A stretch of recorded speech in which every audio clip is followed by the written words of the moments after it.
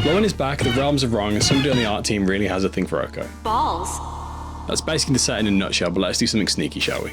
Today we're focusing on the new goblins out of Lorwyn Eclipsed, looking at the best that will go in your 99 and picking a new Goblin Commander to build a deck around. This originally started as a short just looking at some cool goblins, but as I went on I knew that was a lie and there's actually a real deck here. So instead we've got a full deck tech video.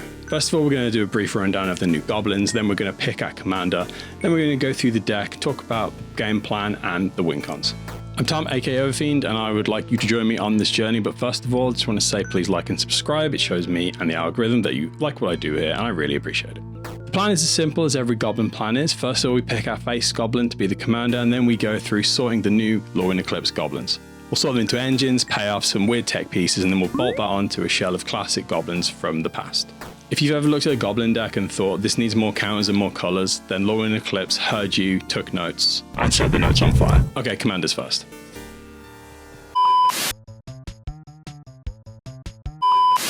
Let's talk about who's actually in charge of this mess. First up, Grub Storied Matriarch / Grub Notorious Auntie. Front side, mono black, Menace, picks a goblin out of your graveyard when she enters or when she flips back. Backside, still Menace, now in red, and every time she attacks you can blight a creature, then you get a tapped and attacking token copy of whatever you just mistreated. That token dies at the end step obviously because this is a goblin deck and not a 5-star resort. At blight, for those of you who've been living under a rock during spoiler season, means you put a -1/-1 counter on one of your creatures. So in practice, Grub says, put a -1/-1 counter on the right idiot, copy the best of the best, and feed all that into death trigger payoffs. You're not just going wide, you're making a tiny little production line where every single goblin is food, fuel, or just an annoying little guy who refuses to stop coming back. Colour identity is exactly what we want. Rakdos gives us all the best goblin token generators and lords, while also giving us free sack outlets and really good aristocrat payoffs. Black has always had goblins, but they've never really matched up to the classic red gang until now anyway. Lorwyn Eclipsed has given Rakdos a goblin archetype for limited draft and sealed environments, so we're just going to use that to our advantage. So the game plan is clear. We play Grub, we set up a couple of engines, copy the goblins, give us value when they die, and then watch the table realise too late that the numbers aren't in their favour. On the other hand, we have Sanar Innovative First Year. Sanar's technically a goblin, technically references goblins, but really he's a multicoloured spellslinger commander. Vivid Ability cares about how many colours you have in play. You flip until you hit that many non-land cards, and then you exile one of each colour and you may cast them that turn. So this is fantastic if you want an Izzet Stormy Value Impal with a goblin on the box, but it's not what we're after today. So for this video, we're building an actual goblin deck, not a goblin in charge of an Izzet Spellslinger deck. Sanar's there if that's what you want to build, but we're going with Grub. She's the face for any deck that wants to say goblin more than once a turn. First, we need the goblins that pretend to be responsible adults while secretly fueling our crimes. These are the engines and ramp cards that turn our deck from a pile of red idiots into an actual machine. Boggart Mischief is the headliner. 3 mana, when it comes down, you can blight one of your creatures to make 2 goblin tokens, and from then on, every time a goblin you control dies, each opponent loses a life and you gain a life. So you play this early on, make 2 tokens, then every random goblin death, every sacrifice, every token that wanders off into combat, it all starts draining the table. This is the card you play and the table starts getting worried, but they're down to 3 life and it's not your problem anymore. Eclipse Boggart is your glue piece. It sees the top 4 cards and picks out a goblin, swamp, or a mountain. So in your deck, this just reads my sketchy opening hand still gets to function. You're going to want to see this card a lot in the early game because it turns those hands that you just kept for vibes into something that could actually win. Scuzzback Scrounger is one of my favourites. At the beginning of your first main phase, you can blight one of your creatures to make a treasure token. So that's ramp, it's a blight trigger, and it's stapled onto a goblin who's happy to be sacrificed later. Starbred Auntie brings some boys with her, 4 mana. You can blight 2 on the way in, and if you do, you get 2 goblin tokens. So 1 card becomes 3 bodies, which is perfect food for Mischief and all your sack outlets. Heirloom Auntie's going to help smooth out your draws. She comes in with 2 -1/-1 counters, which might look a bit sad, but every time another creature you control dies, you surveil one, and you take a counter off her. Over a few turns, she slowly grows into a 4/4, and in the meantime, she's filtering your draws, filling your graveyard, and making sure every death you cause does a little bit of deck fixing. Wretch is basically a blight battery. Once you manage to put a -1/-1 counter on it, when it dies, it comes straight back as a vanilla 2/2 with no abilities. It stops looping once it loses the text box. It wants to be blighted, it wants to be sacrificed, and every time it dies, you're triggering all of your engines again. Then there's Grub's Command, which is our big modal spell. 5 mana, choose 2 modes, you can copy a goblin, you can give a player's whole team +1/+1 and haste, you can kill an artifact or creature, or you can mill 5 cards to put any goblins mill this way into your hand. So this is either everyone suddenly attacking for lethal or a mid-game value bomb that copies your best goblin and reloads your group. Run that out with simple role players like Elder Auntie, which brings a bonus goblin body, Chaos Spewer, who's a big boy that blights on the way in, and Warren Torchmaster, which can blight to give haste every combat. All of this is the responsible layer. The cards that mean Grub does not have to carry the entire deck on her tiny menacing shoulders.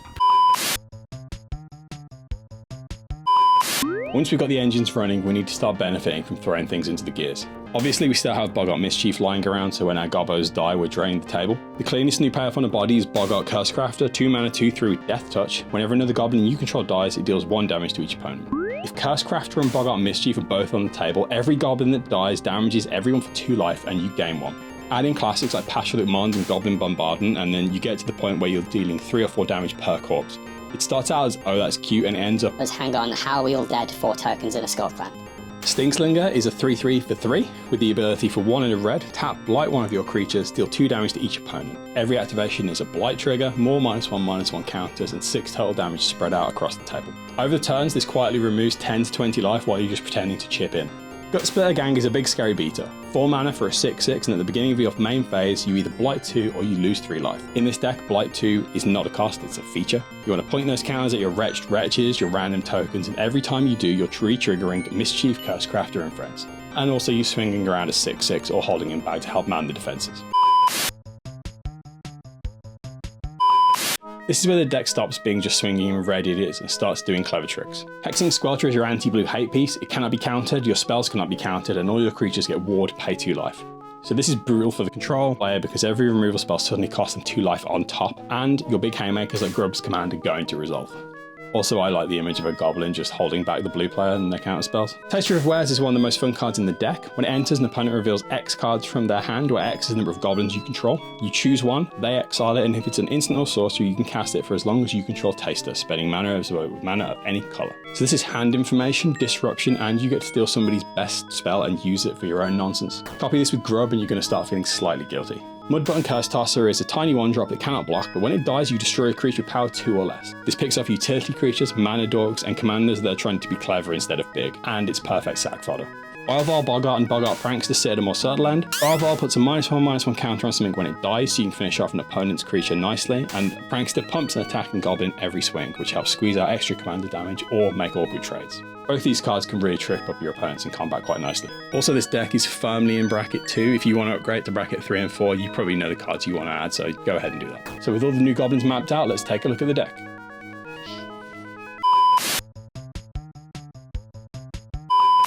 Alright, so what does that pile actually look like in cardboard? We're running Grub Storied Matriarch / Grub Notorious Auntie as the commander, obviously. The core of the deck is all the Lorwyn engines and payoffs we've just talked about. Around that, we bought the classic Goblin package of Krenko Mob Boss and Krenko Tin Street Kingpin for explosive token turns. Goblin Instigator, Mog War Marshal, Siege Gang Commander, and Sling Gang Lieutenant as bodies plus damage, and cards like Goblin Chieftain and Goblin War Chief to get the boys running a bit quicker and make them a little bit cheaper.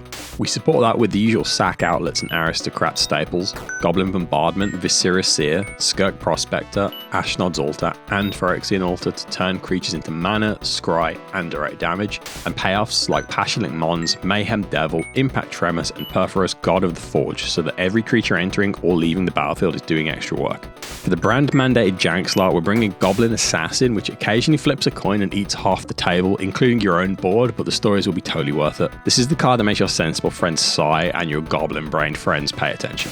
On the -1/-1 counter side, Nest of Scarabs turns every counter you put onto anything into insect tokens. These can be fed into some of your sack outlets, not triggering the good ones because they're obviously not goblins, but still, it's more fuel for the fire. Kulrath Knight locks down creatures with counters on it, so opposing boards that pick up -1/-1 counters or their own +1/+1 counters simply can't attack or block. And this is just going to interact deeply unfairly with the rest of the cards in our deck, and it really will ruin that pesky Simic player's night. For interaction mana, we're running a fairly standard Rakdos package. Cheap removal like Terminate, Feed the Swarm, and Chaos War, plus your usual suite of rocks, Soul Ring, Arcane Signet, Rakdos Signet, and Talisman of Indulgence. And we have a mixed land base of Rakdos Jewels along with utility lands like High Market, Spinerock Knoll, Bajuka Bog, Access Tunnel, and Rogue's Passage. On top of that, we have a small suite that actually lets Grub connect in combat, Brotherhood Regalia, Whisper Silk Cloak, Trailblazer's Boots, and Key to the City. Just so the backside isn't sat there politely waving and not doing what we brought her here to do, she can actually get in and hit people and bring out more little fellas. So how does this actually feel to play and how are people dying? Early game, turns 1 to 3, you're mostly just setting the stage. You play cheap goblins and mana rocks, things like Skirk Prospector, Scuzzback Scourger, Warren Torchmaster, Elder Auntie, plus Soul Ring and the Signets if you have them. You're using Eclipsed, Boggart, and Heirloom Auntie to smooth your draws, fill your graveyard a little and figure out which creatures are safe to blight later. You don't really need Grub on turn 3, it's often better to curve out Goblins, land a Boggart Mischief or a Goblin Bombardment first, then bring Grub in when there's actually something to recur or copy. So this is a lot less of a jam my commander and more of a set the stage for her glorious entrance. Mid-game, turns 4 to 6 is where Grub takes over. You cast her on the front side to immediately pick a key Goblin out of the bin. Maybe Cursecrafter, maybe Scuzzback Scrounger if you want another hit of treasure next turn, maybe Taster of Wares. Then, when the table is exiled, you play the red to flip her into Notorious Auntie. Somewhere in that window, you really want to strap some gear onto her, Brotherhood Regalia or Whisper Silk Cloak, or line up a utility land like Access Tunnel or Rogue's Passage. Menace isn't the best form of evasion, so giving her something that means she can actually safely attack is going to be key to your victory. From here, your combat steps get interesting. You attack, you choose whether to blight something, and if you do, you get a tapped and attacking copy of that creature. So you're mostly copying Taster of Wares to keep ripping spells out of someone's hand, or Pashalik Mons and Cursecrafter to turn every attack into an avalanche of damaging triggers. Occasionally you copy something boring like Elder Auntie because you need more bodies, but that's fine too. Every extra idea is one more triggering Mischief and Cursecrafter. This is also where you want to get your engines online. Boggart Mischief and Cursecrafter on the battlefield together turn every Goblin death into 2 life loss for each opponent and 1 gain for you. Add Impact Tremors or Perforos and now every Goblin entering and every Goblin leaving hits the table. It adds up very quickly and you'll hit the point where you say, I swing with everything, and then spend 3 minutes counting triggers while everyone else considers new hobbies. Late game, turn 7 onwards, most of your wins fall into one of 3 buckets. First is our classic drain the table plan. You assemble Mischief, Cursecrafter, Pashalik Mons, maybe Nest of Scarabs, and you start sacking Goblins. Grub attacks, copying whatever piece will do the most damage if it dies. You feed the token into Goblin Bombardment, to Ashnod's Altar, to Sling Gang, and each death pushes a little more life out of the room. Nobody's quite sure when they lost, they just realised they're at 3 life and you still have 14 Goblins and Ashnod's Trusty Altar.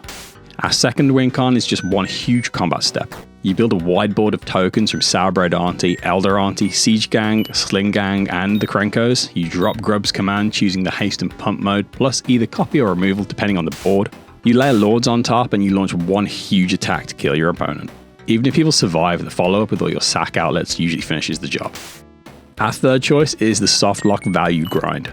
Pieces like Hexing Squelcher plus Kulrath Knight make it very hard for opponents to interact profitably, because your spells are gonna resolve and their creatures with counters cannot attack or block.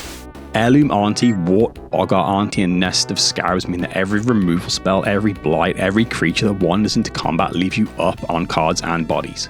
Grub keeps buying back your best Goblin, so you always have something annoying to recast. It's less explosive and more of, we're gonna be here for a while, but I know some people out there like those kind of games. Also, I've mentioned it a few times, but we've got Skirk Prospector in here that can turn your big token turns from tapping a Krenko or Nest of Scarabs into a huge amount of red mana to cast. So you're never really going to be out of options. So there it is, Lorwyn Eclipsed Rakdos Goblins, a perfectly respectable deck that fell into a bucket of -1/-1 counters. Grub sits at the top, recycling the best of the best, the engines quietly turn every goblin into mana and damage, and the payoffs make sure the table pretends they did not see that there was lethal on board. The new Lorwyn Eclipsed Goblins slide in as engines, finishes, and weird tech, while Krenko, Siege Gang, and all the other classics make sure the deck feels like good old goblins. If you want your Commander Knight to feel like a unionized health and safety violation with tiny red hard hats, then sleeve this up, blight something you probably shouldn't have, and let Grub and the boys loose. The full deck list down below if you want to check out the Moxfield link, and if you end up doing something even more cursed with these cards, let me know so I can steal your ideas for my own deck. And that's the video. Thank you for watching. If you've watched this far, I really appreciate it. Like and subscribe again. I've got to say the things. I would like to get to 1,000 this year if I can. That would be very nice. And yeah, I'll see you in the next one. Peace. Easy. It's almost like I recorded that 5 times already. Slick.